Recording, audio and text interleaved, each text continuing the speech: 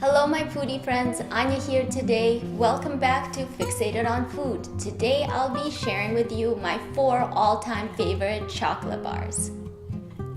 The inspiration for this segment came from the most frequently asked question at Gourmet Boutique. Whenever customers come in and we start chatting, they ask what my favorite chocolate bar is. So to answer that question, here we are today. Before I dive into my bars, I wanted to give you a quick overview of chocolate history. First chocolate bar was created in 1847 by Fry in UK, but it wasn't until the 21st century that chocolate became more of an artisanal food item. And when we opened Gourmet Boutique in 2004, that was when chocolate times got really exciting. The first bar I want to introduce to you is Chocolat Bonat from Verone, France. This company began its journey in 1884 and were the first chocolate makers to do Grand Cru or origin-based chocolate. That happened in 1983. So the company narrowed in on the source where the beans came from and created individual bars to capture the unique flavors of the lands they originated from. Before we get into which of the Chocolat Bonat bars I love the most, I want to explain a little bit about chocolate making as a whole. So there are about 3 core varieties of beans used in chocolate making: Criollo, Trinitario, and Forastero.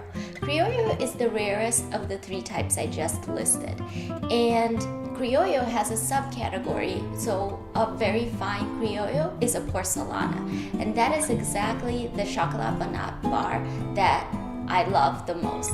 It is the Chocolat Bonat Porcelana bar. So the Chocolat Bonat Porcelana bar I have dubbed the chocolate butter bar.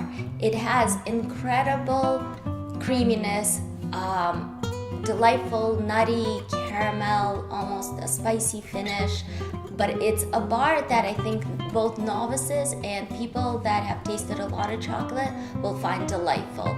So definitely a bar worth checking out.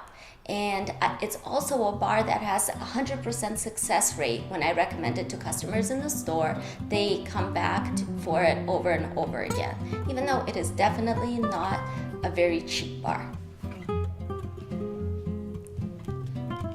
So besides all the flavor and textural love affairs that I have with this bar, I wanted to highlight the ingredients used because they're just so simple and amazing. So the ingredients list is as follows. I could probably memorize the 3 ingredients: cocoa beans, cocoa butter, and sugar. The next bar I want to share with you today is the Francois Prelude bar, Madagascar with Criollo beans. So this bar comes from Rhône, France, and is also a bean-to-bar chocolate maker. It started out in 1948, I believe, and this company specializes not only in Grand Crus, so the specific origin of the beans, but also identifies the variety of cacao being used in the making of a particular bar. So this bar is made with beans sourced directly from a plantation that Prelis owns in the Madagascar. It has the most incredible subtle fruit flavors of blackcurrant, passion fruit, and raspberry, with a finishing note of subtle sweet vanilla. It has 4 very simple ingredients: cocoa beans, cocoa butter, sugar, and a little bit of non-GMO emulsifier to give it a very smooth finish. It's definitely a bar on my top 4 list. The next bar I want to bring to your attention is the Fris Home bar from Denmark. Although this is not a true bean-to-bar experience, Fris Home works closely with Chocolat Bonat's current chocolate maker, Stefan Bonat, who converts the beans that Fris provides him into the final indulgence I'm holding in my hands. What's most unique in this bar is the fact that Fris Home plays around with the initial chocolate making process to see how flavor can be affected. So this bar is made of 70% cacao and is made by turning the beans during the fermentation process 3 different times.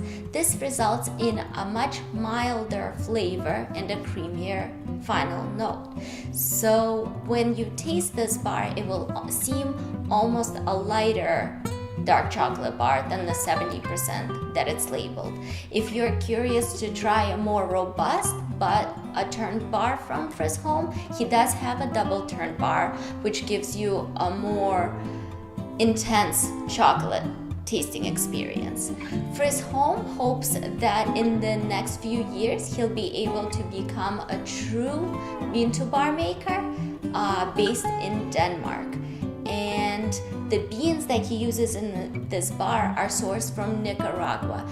The reason he has a close working relationship with Nicaragua is there was a point in his career, he was originally trained as a chef. He had a brief stint in California where he met the founders of Scharfenberger, and over their time and their friendship, they worked on a project in Nicaragua trying to map the original cacao beans, which were being displaced by the coffee industry, because obviously that was a more lucrative industry. And so from that whole DNA cocoa bean mapping project, Fris Home got into the chocolate making business. So the 3 ingredients, as you would expect here, are cocoa beans, cocoa butter, and sugar. I do want to highlight one other thing about this particular bar. Although the past decade we were focused pretty much on Grand Crus, the origins of cocoa beans, as well as the varieties of beans used in the particular bars, I'm very excited to see what the next decade will bring, where chocolate tasters, chocolate aficionados, chocolate lovers will be more interested in the manipulation of various stages along the chocolate making process and discovering how the flavor and the best flavors can be evolved from there. So the last bar I have for you today is Amade Chuao Bar. This bar comes to you from Pisa, Italy, and it's made by Cecilia Tesseri, which is the first woman chocolate maker to receive not 1 but 6 Golden Bean Awards, which is sort of the Oscars of the chocolate industry. The beans for this bar come from the Chuao region in Venezuela, which is a very highly regarded cocoa growing region. I had the pleasure of visiting Tesseri's factory a couple years ago, where I saw firsthand the attention to detail that she brings to every step of the chocolate making process. One example is her request to have cocoa growers send samples of the beans ahead of time, small sample of the beans ahead of time, for her to do her 5-step test process to ensure that the beans she's buying will result in the most amazing chocolate bars for us to enjoy. I love the silky smooth texture of this bar, the strawberries dipped in honey flavor profile with a distant afternote of vanilla, and the simple ingredients of cocoa butter, cocoa mass, sugar, and a touch of vanilla. This bar is not to be missed. If you're interested in the stories behind some of the chocolate makers I shared with you today, I strongly recommend Mort Rosenblum's book, Chocolate, A Bittersweet Saga of Dark and Light. This book has been around for years, but I've gone back to it many, many times. It's a very enjoyable read. Thank you so much for joining me today. If you've had the chance to try any of the chocolates I featured, please comment below with your favorite. Please share this segment with foodies in your life, and please subscribe to my channel. I have a lot of really exciting foodie content coming your way very soon. Until next time, have a great bite of chocolate every day. Cheers, everyone.